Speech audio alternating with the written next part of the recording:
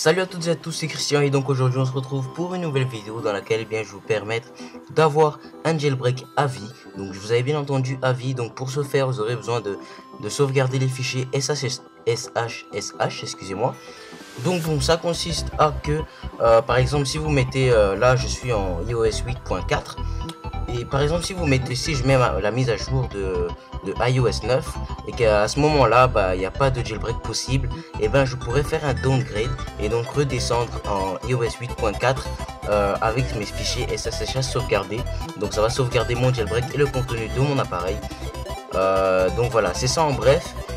Donc c'est pas un truc possible par Apple, donc pour ce faire vous devez être jailbreaké pour pouvoir sauvegarder vos fichiers SSH.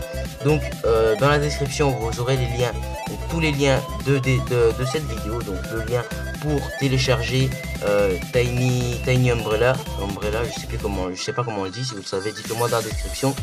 Et donc un lien pour mettre à jour Java, parce que oui vous devez avoir la mise à jour de Java, donc la dernière mise à jour de Java. Et les liens donc pour jailbreaker votre appareil. Donc voilà, une fois que c'est fait, donc vous lancez Cydia. Et donc enfin moi Cydia est déjà lancé. Et donc dans la barre de recherche vous allez taper Apple Style Conduit 2, donc ça s'écrit tout de suite sur votre écran. Donc vous tapez ça dans la barre de recherche, donc vous installez le tweak.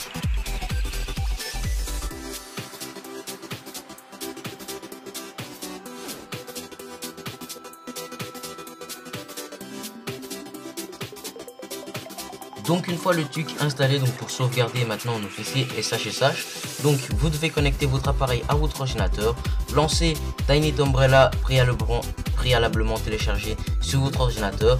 La sauvegarde des fichiers vont se faire automatiquement. Donc maintenant on est sur notre ordinateur, on va connecter notre appareil à notre ordinateur, donc Windows ou Mac. Donc maintenant on va lancer Tiny Umbrella qui a été préalablement installé, excusez-moi. Donc voici Tiny Umbrella, on le lance. Donc voici à quoi ressemble le logiciel. Donc ici il est en train de charger mon appareil. Pour sauvegarder les fichiers SSH de votre appareil d'une version d'Apple non assignée, donc par exemple la iOS 8.1, donc voilà iOS 8.1. Donc pour ce faire vous allez faire un clic droit et cliquer sur Fetch OTA, donc Fetch OTA, et donc là ça va donc sauvegarder les fichiers.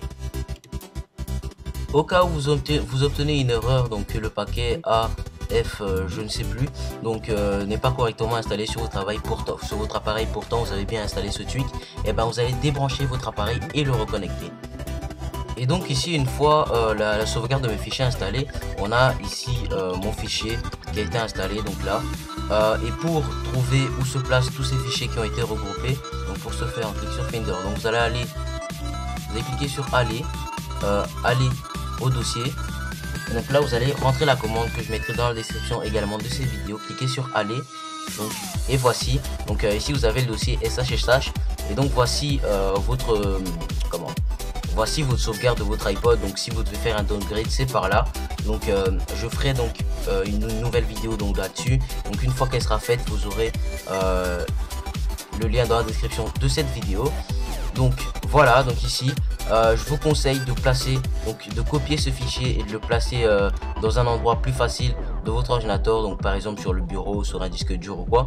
Donc voilà, la sauvegarde de votre fichier a été faite. Vous pouvez être sûr que si vous faites une mise à jour vous pourrez downgrade et avoir le jailbreak. Donc moi je vous remercie d'avoir regardé cette vidéo et je vous dis à la prochaine. Peace, c'était Christian. De vous présenter donc les deux sites où télécharger Tiny Umbrella et la mise à jour de Java si vous ne l'avez pas. Donc pour les téléchargements ici ça se passe à droite. Donc moi pour ma part j'ai téléchargé la bêta iOS X installer. Et pour les personnes sur Windows, donc si vous êtes sur Windows et que vous avez votre ordinateur est en 32 bits, oui pas 32 bits mais 32 bits, donc vous devez prendre x86 installeur, donc c'est cette version là que vous devez installer sur votre appareil.